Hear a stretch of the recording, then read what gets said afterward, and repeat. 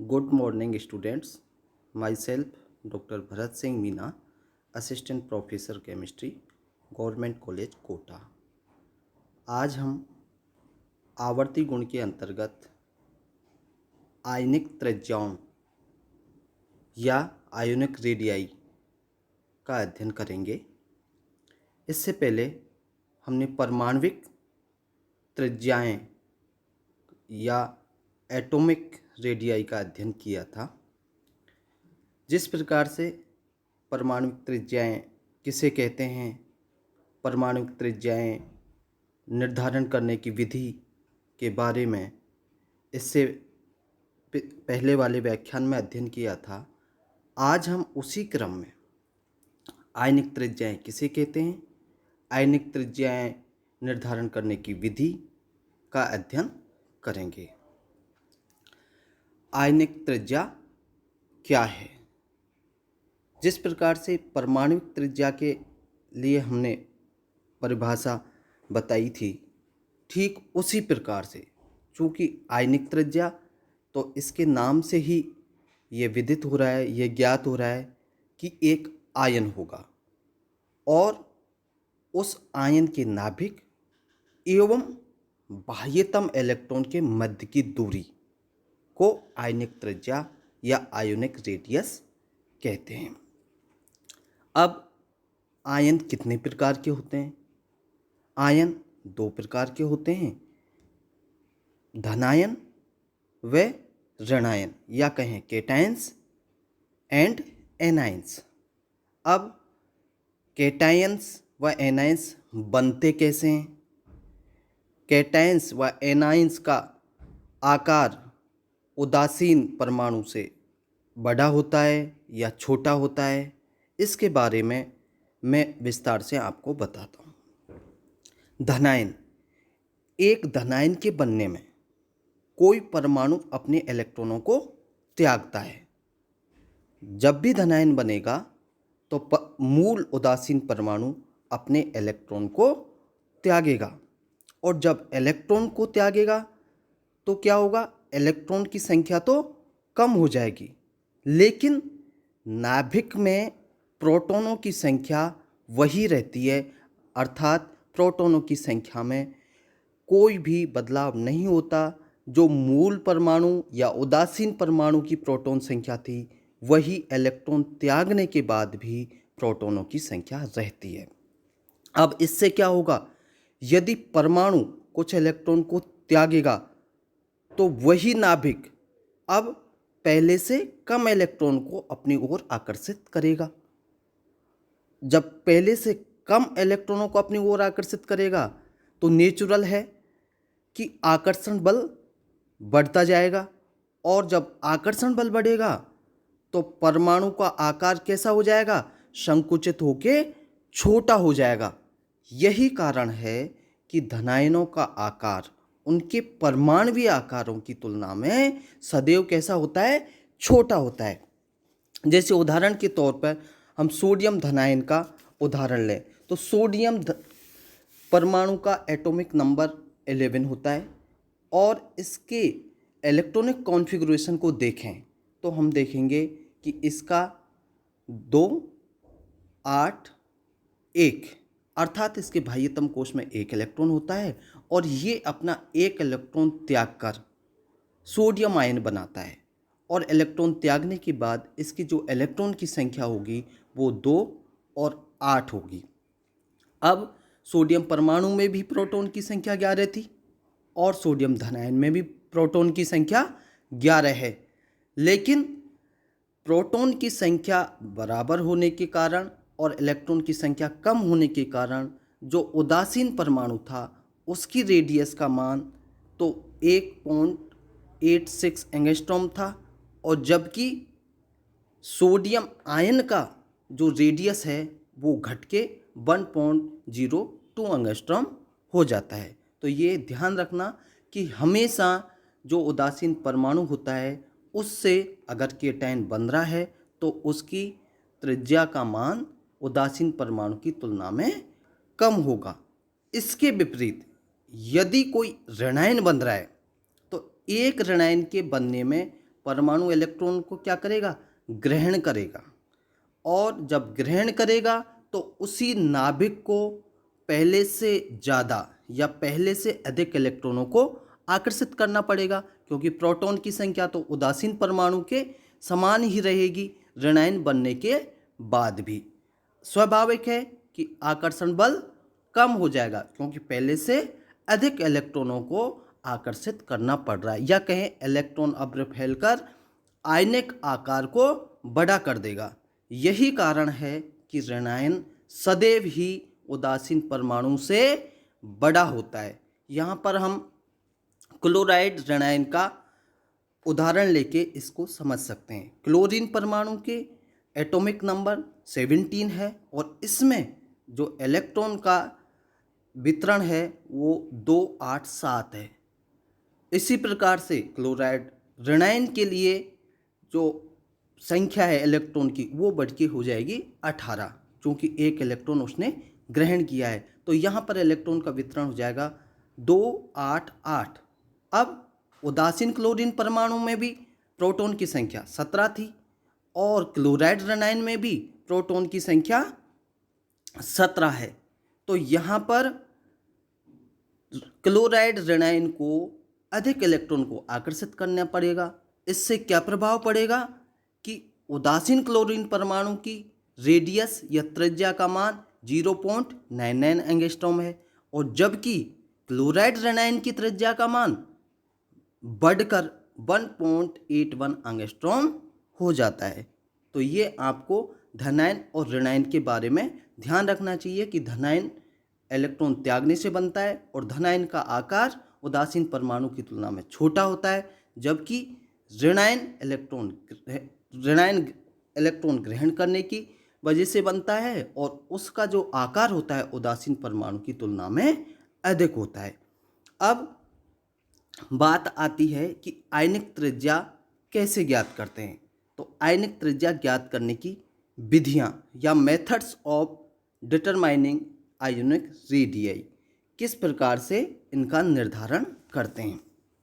जैसा मैंने पहले बताया था कि किसी आयन की नाभिक एवं बाह्यतम इलेक्ट्रॉन के बीच की दूरी, जैसे ये नाभिक है और ये बाह्यतम इलेक्ट्रॉन है, तो इसके मध्य की दूरी को आयनिक त्रिज्या कहा जाता है या आयनिक त्रिज्या कहते हैं।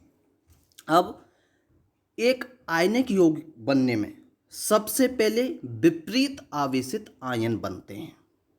कैसे आयन बनते हैं? विपरीत आवेशित आयन, उन दोनों आयनों पर अलग अलग चार्ज होगा। ये आयन विपरीत आवेशित होने के कारण एक दूसरे को स्थिर वैद्युत आकर्षण बल द्वारा आकर्षित करते हैं। क्योंकि दोनों पर अलग अलग चार्ज है, अलग अलग चार्ज होने के कारण वो एक दूसरे को स्थिर विद्युत आकर्षण बल द्वारा आकर्षित करते हैं, और आकर्षित करने के कारण वो परस्पर कैसे हो जाते हैं? नज़दीक आ जाते हैं। जब ये एक दूसरे के बहुत समीप आ जाते हैं तो इन दोनों विपरीत आवेशित आयनों के इलेक्ट्रॉन क्या करेंगे? एक दूसरे को प्रतिकर्षित करने लगते हैं, और एक निश्चित दूरी पर ये आकर्षण व प्रतिकर्षण बल एक दूसरे को बैलेंस या संतुलित कर देते हैं। यही दूरी, कौन सी दूरी? जहाँ पर ये दोनों विपरीत आवेशित आयन एक निश्चित दूरी पर आकर्षण व प्रतिकर्षण बल द्वारा संतुलित कर देते हैं, यही दूरी क्या कहलाएगी?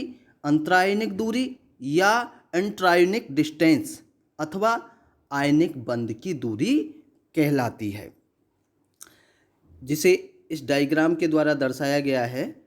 ये अंतरायनिक दूरी या आयनिक बंध की दूरी कहलाती है। यह धनायन व ऋणायन की त्रिज्या के योग के बराबर होती है। ये इसकी त्रिज्या और इसकी त्रिज्या, धनायन व ऋणायन की त्रिज्या का योग है, इन दोनों की त्रिज्या के योग के बराबर होती है, और इसे एक्सकरण विधि द्वारा ज्ञात किया जा सकता है। आयनिक बंध दूरी से आयनिक त्रिज्या ज्ञात करना इतना आसान नहीं है या सरल नहीं है, क्योंकि दोनों आयन बराबर आकार के तो है नहीं कि आयनिक बंध दूरी को आधा आधा करके आयनिक त्रिज्या मान लें, जैसे सहसंयोजक त्रिज्या के लिए अपन ने देखा था। क्योंकि दोनों आयनों के आकार अलग अलग होंगे, धनायन का आकार छोटा होगा और ऋणायन का आकार बड़ा होगा, तो उन दोनों के मध्य की दूरी को आधा करके तो आयनिक त्रिज्या का मान ज्ञात कर नहीं सकते। साथ ही इस युग में क्या होता है, धनायन और ऋणायन के युग में क्या देखने को मिलता है कि किस स्थान पर धनायन की सीमा समाप्त हुई और किस स्थान से ऋणायन की सीमा प्रारंभ हुई, क्योंकि दोनों के इलेक्ट्रॉन अभ्र आपस में मिल जाते हैं, तो ये पता ही नहीं पड़ता कि धनायन की सीमा कहाँ तक है और ऋणायन की सीमा कहाँ से प्रारंभ हुई। तो इन दोनों की त्रिज्याओं का आधा करके हम आयनिक त्रिज्या का मान ज्ञात नहीं कर सकते। आयनिक त्रिज्या ज्ञात करने के लिए कुछ विशिष्ट विधियों का उपयोग किया जाता है और उन विशिष्ट विधियों में से हम यहाँ जो मेन मेथड्स हैं या प्रमुख विधियाँ हैं उनका अध्ययन करेंगे। उन दोनों प्रमुख विधियों में से प्रथम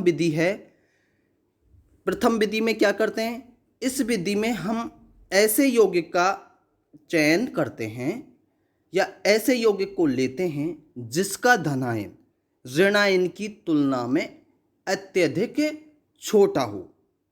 धनायन कैसा होना चाहिए, ऋणायन की तुलना में बहुत छोटा हो।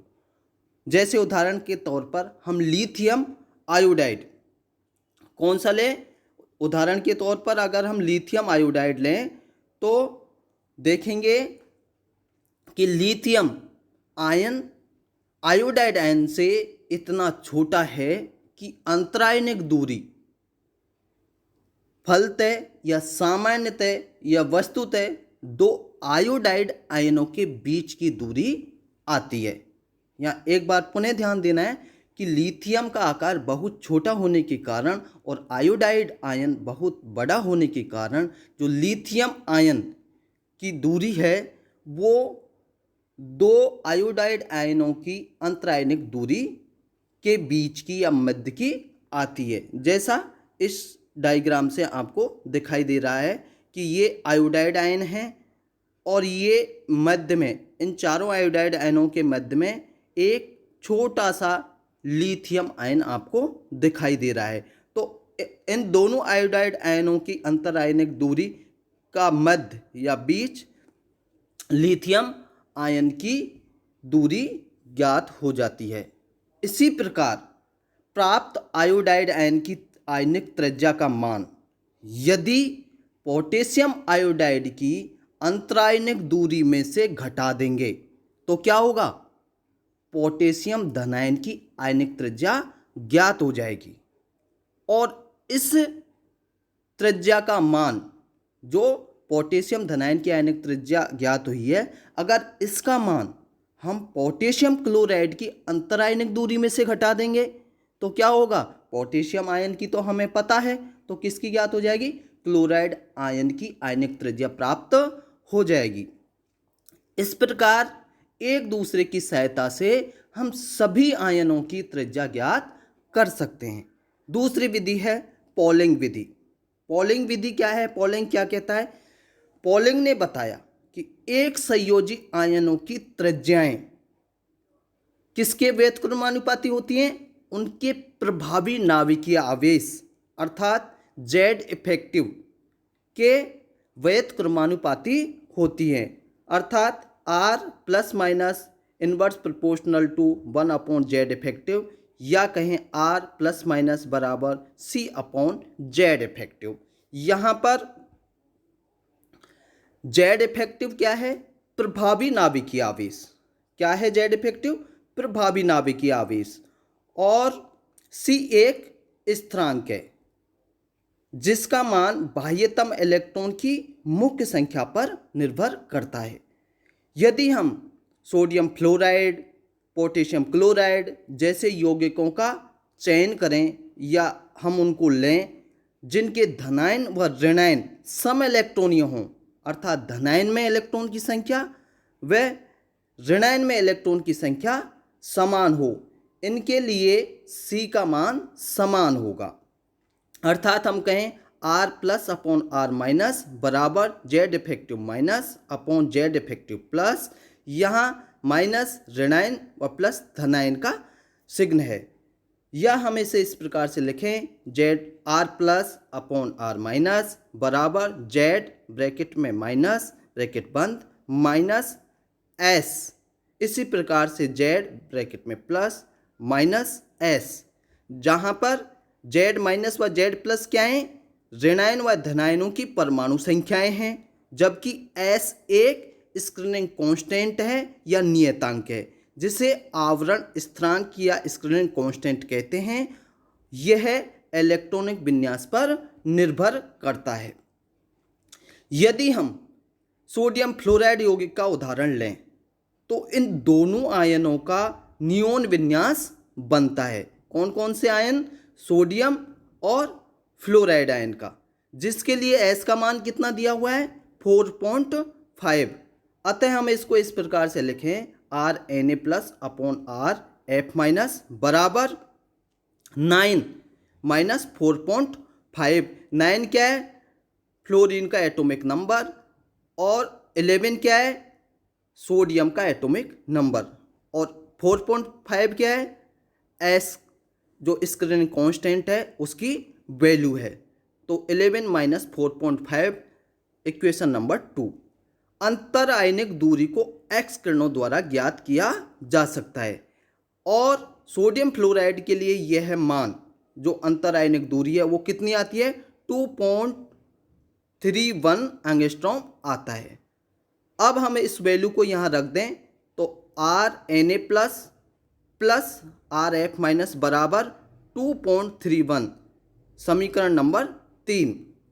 समीकरण 2 व 3 को हल करने पर, समीकरण 2 व 3 को हल करने पर क्या आता है, जो RNA प्लस की वैल्यू है वो 0.95 एंगस्ट्रॉम तथा RF माइनस की जो वैल्यू है वो आती है 1.36 एंगस्ट्रॉम।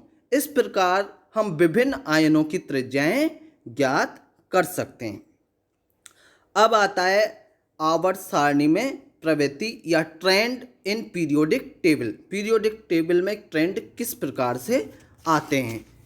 हम ये जानते हैं कि एक वर्ग में ऊपर से नीचे की ओर जाने पर धनायनों तथा ऋणायनों दोनों की त्रिज्याओं के मान बढ़ते हैं। ये ध्यान देना, वर्ग में चाहे धनायन हो या ऋणायन हो, ऊपर से नीचे अगर हम जाएंगे तो उन दोनों की ही त्रिज्याओं का मान बढ़ेगा। रासायनिक व्यवहार की व्याख्या एवं अनुमान लगाने में अनुप्रयोग, application in predicting and explaining the chemical behaviour. तत्वों के भौतिक व्यवहार तत्वों के रासायनिक व्यवहार एवं भौतिक अवस्था तथा गुणों की व्याख्या करने में परमाणविक तथा आयनिक त्रिज्याओं का अत्यधिक महत्व है। कैसे, पहला है केंद्रीय धनायन की समन्वय संख्या का निर्धारण होता है।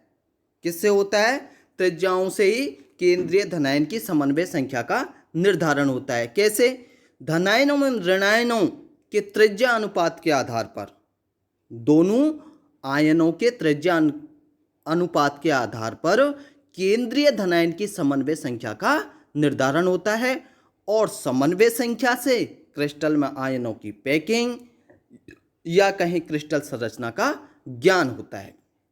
नंबर 2, भौतिक अवस्था का निर्धारण होता है। भौतिक अवस्था का निर्धारण होने से क्या होता है, जैसे तत्वों की सहसंयुग त्रिज्याओं के मान से उनकी भौतिक अवस्था का निर्धारण होता है, और भौतिक अवस्था का निर्धारण होने से हमें यह ज्ञात कर सकते हैं कि यह हल्की गैस है या यह भारी गैस है या ये द्रव है या ठोस है। जैसे उदाहरण के तौर पर हाइड्रोजन व हीलियम के परमाणु त्रिज्याओं के मान अत्यंत कम हैं तो वे सबसे हल्की गैस हैं।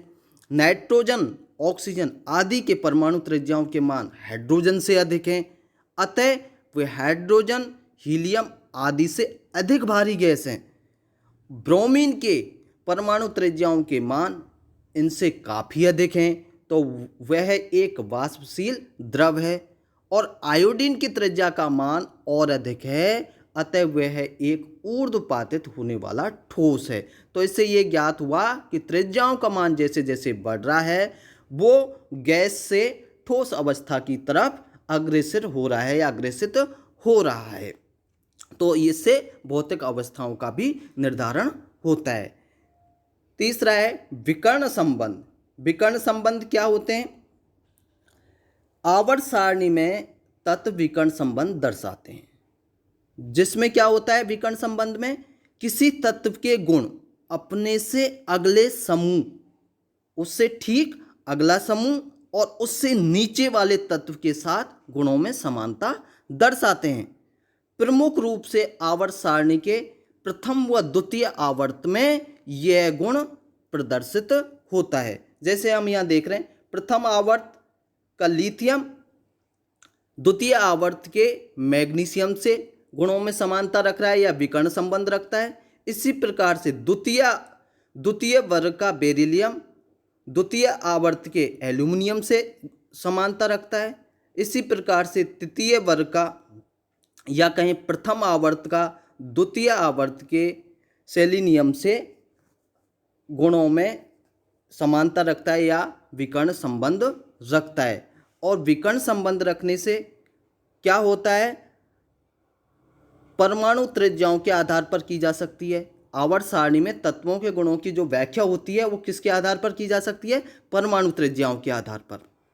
अब हम इस विकर्ण संबंध के आधार पर देखते हैं कि आवर्त सारणी के प्रत्येक समूह में ऊपर से नीचे की ओर जाने पर तत्वों के आयनिक व परमाणुविक आकारों में वृद्धि होती है। ये पहले भी बता दिया है कि ऊपर से नीचे जाएंगे तो उसके आयनिक हों या परमाणु हों, त्रिज्याओं का मान बढ़ने से आकार में वृद्धि होती है। जबकि एक आवर्त में बाएं से दाएं जाने पर उनके आकार में क्या होती है? कमी होती है। अतः विकर्ण संबंध दर्शाने वाले तत्वों का आकार लगभग बराबर हो जाता है। जैसे यहाँ पे उदाहरण लें, लिथियम आयन की आयनिक त्रिज्या का मान 76 pm होता है, तो इससे विकर्ण संबंधी मैग्नीशियम आयन की त्रिज्या का मान भी लगभग बराबर अर्थात 72 pm होता है। ये विकर्ण संबंध की वजह से ही होता है। तत्वों के अधिकांश गुण उनके आकार पर निर्भर करते हैं। समान आकार के कारण विकर्ण संबंधी तत्वों गुणों में भी समानता दर्शाते हैं। जैसे क्षार धातुएं सोडियम पोटेशियम के फ्लोराइड, फॉस्फेट व कार्बोनेट जैसे लवण भी जल में विलयशील हैं, जबकि लिथियम के ऐसे लवण जल में अविलयशील हैं। इसके विपरीत हम कहें मैग्नीशियम नाइट्राइड की भांति लिथियम का भी नाइट्राइड बनता है, क्योंकि वो विकर्ण संबंध रखता है। इसी प्रकार क्षारीय मृदा धातुएं मैग्नीशियम कैल्शियम के क्लोराइड आयनिक होते हैं, वे जल में घुलनशील होते हैं, जबकि बेरिलियम क्लोराइड यौगिक एल्यूमिनियम क्लोराइड की भांति एक सहसंयोजक यौगिक बनाता है। ये जल में अविलयशील व कार्बनिक विलायकों में विलयशील होते हैं तथा लुईस अम्ल की भांति व्यवहार भी प्रदर्शित करते हैं। चौथा है संक्रमण धातुओं के आकार लगभग बराबर होते हैं। पांचवा है फायंस नियम की व्याख्या भी आयनिक आकारों के आधार पर की जा सकती है। जब धनायन का आकार बहुत छोटा हो और ऋणायन का आकार बहुत बड़ा हो तभी धनायन द्वारा ऋणायन का ध्रुवण होता है और आयनिक बंध में सहसंयोजक लक्षण आ जाते हैं। Thank you.